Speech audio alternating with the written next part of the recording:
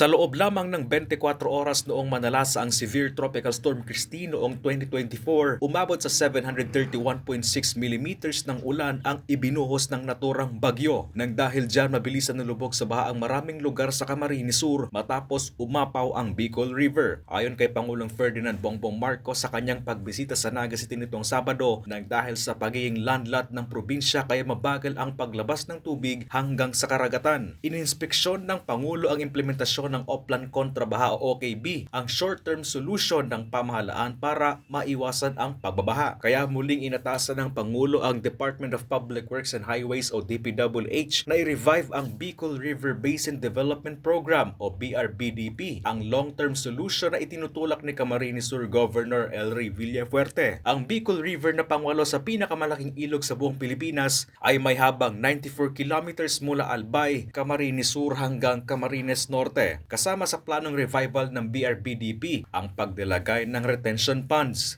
This is a landlocked province. And because it's a landlocked province, ang tagal lumabas ng tubig.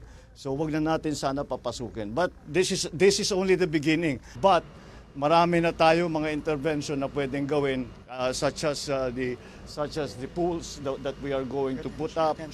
But tawag nila yung retention fund para mabawasan para mabawasan natin yung pagbaba ng tubig. Dahil nga it is may Bicol River Basin, ang plano na talaga pwede natin gawin, na kailangan natin gawin, ay kailangan natin mahuli, dapat ma-koleksyon na yung tubig bago pa bumaba sa basin. Ayon sa Pangulo, simula pa lang umano ito ng long-term solution ng pamahalaan kontra baha. Ngunit sa ngayon ay tututukan muna ang desilting, dredging o pagpapalalim pa ng mga ilog habang pinaplano ang retention funds sa Bicol River Basin. This is only the beginning. Ito, desiltation lamang ito. At hindi naman ito kagaya ng mga ginagawa natin sa ibang lugar.